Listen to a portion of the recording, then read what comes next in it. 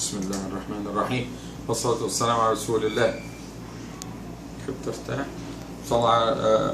بالنسبة لمشاريب الطاقة، المشكلة من واقع عملي لمدة من 6 شهور للآن صار يجيني فئة من الشباب أو البنات من 12 ل 20 سنة الضغط عندهم دائما مرتفع.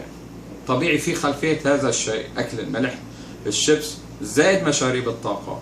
مشاريب الطاقة معروف أضرارها، هم الشركات كاتبين عن عبوة يجب أن تكون أقل من 16 سنة، ممنوع حد يشرب هذا المشاريب.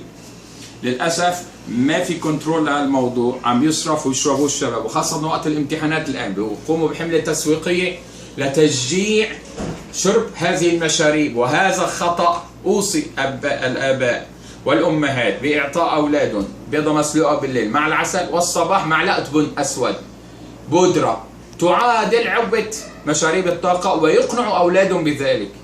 ما معقول أنا عندي الآن فئة من الشباب من 12 ل 20 سنة ضغطة 160 على 100، بعد 5 سنين 10 سنين هدول ايش حيصير فيهم؟ حيجوا لهم مشاكل في القلب، حيجوا لهم مشاكل في الشرايين، حرام. يبتدي بداية مشاكل في القلب وارتفاع الضغط ومضاعفاته. فلذلك أوصي دائما موضوع. وعلى فكرة كمان بالنسبة لأمريكا وكندا رفضوا دخول مشاريب الطاقة لمن 2 سنين، سمحوا بدخولها. شالوا لما شالت الشركات هي مادة التورين اللي مسببة لسرطان الكبد، هذاك الوقت سمحوا بدخولها في أمريكا، ونوع واحد موجود في أمريكا وكندا، لا يوجد أنواع أخرى.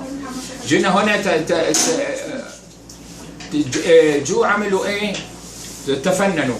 اخلطها مع البنادول مشان الواحد ينضرب مخه اكثر، اخلطوها مع المشاريب الاخرى. للاسف الشديد اوصيكم يا اهل، يا ابهات وامهات، تنتبهوا على اولادكم وتنصحوهم بالنصيحه، لان هو الولد ربما ما يقتنع في كلامنا، ينزل الصبح ينزل يشتري من السوبر ماركت.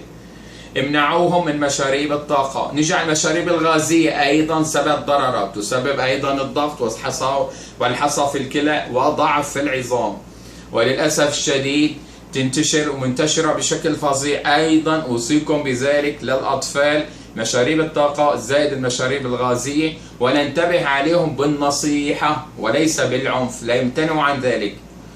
وصلى الله على سيدنا محمد وعلى آله. دكتور الاسم؟ دكتور معكم دكتور محمد رفعت معصرجي، استشاري باطنية وقلب أوعية دموية.